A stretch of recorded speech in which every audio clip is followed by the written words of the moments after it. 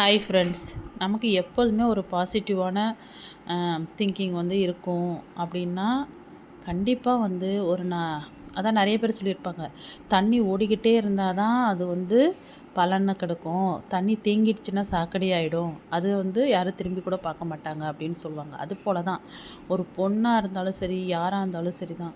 நம்ம இப்போ படிக்கிற காலத்தில் நம்ம இதுவாகணும் அதுவாகணும்னு நிறைய ஆசைகளோடு தான் ஒரு சின்ன ஆசை இல்லாமல் கூட எந்த பெண்ணும் இருந்திருக்க மாட்டாங்க. ஆனால் ஒரு கல்யாணம் ஆகி குழந்தை பிறந்த பிறகு ஹவுஸ் ஒய்ஃப் ஆகிட்டாங்கன்னா அதுலேயே தேங்கிடுவாங்க. அப்படியே வீட்டு வேலை பார்க்குறது, பசங்களை பார்க்குறது அப்படின்னு சொல்லிட்டு ஒரு அழுக்கு நைட்டியை போட்டு தலையில் ஒரு கொண்டையை போட்டுட்டு அப்படியே ஊருக்கதை பேசிட்டு சீரியல் பார்த்துட்டு அப்படியே அவங்க அதில் தேங்கிடுவாங்க. இப்போ வேலைக்கு போனால் தான் நம்ம அப்படி இருக்கணும் இப்படி இருக்கணும், சம்பாதிச்சா தான் அப்படி இருக்கணும் அப்படின்லாம் கிடையாது. நம்மள்ட்ட என்ன இருக்கோ அதை வச்சு நம்ம நம்மளை நல்லா அலங்காரம் பண்ணிக்கலாம், நல்லா ட்ரெஸ் பண்ணிக்கலாம், தலைவாரிக்கலாம், வெளியில் நல்லா எல்லார்ட்டையும் பேசலாம், எல்லா இடத்துலையும் போயிட்டு வரலாம், பக்கத்தில் போயிட்டு வரலாம். அப்படிலாம் இருந்தோன்னா உங்களுக்கே ஒரு பாசிட்டிவான ஒரு இது தெரியும். ஏன்னா நமக்கு எதுவுமே வெளி உலகமே தெரியாமல் வீட்டுக்குள்ளேயே இருந்துட்டு ஒரு வருஷம் வீட்டுக்குள்ளேயே இருக்கீங்க, ஹவுஸ் ஒய்ஃபாக ஏதோ இருந்துட்டு வெளில பாருங்கள், உங்களுக்கு எல்லாமே புதுசாக தெரியும். இந்த உலகமே புதுசாக தெரியும். நமக்கு தான் எதுவுமே தெரியலையோ அப்படின்னு சொல்லிட்டு நம்ம படிக்கும்போது நம்மளுக்கு தான் எல்லாம் தெரியுங்கிற மாதிரி நம்ம இருந்திருப்போம்.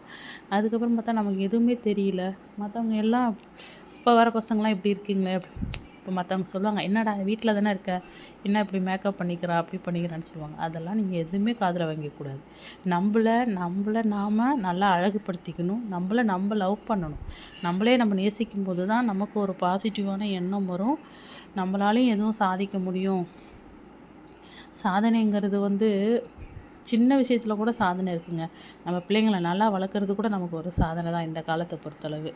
அதனால் எப்போதுமே பெண்கள் தேங்கி இல்லாமல் நல்லா பாசிட்டிவாக திங்க் பண்ணுங்கள், பாசிட்டிவாக செய்யுங்க. ஏதோ ஒன்று பண்ணணும்னு நம்ம நினைக்கும்போது நமக்கே அதோட ஒரு உந்துதலாக இருக்கும்.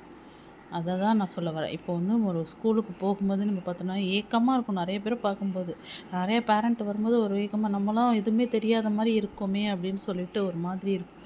அது மாதிரிலாம் இல்லாமல் நீங்களும் உங்களை நல்லபடியாக பார்த்துக்குங்க.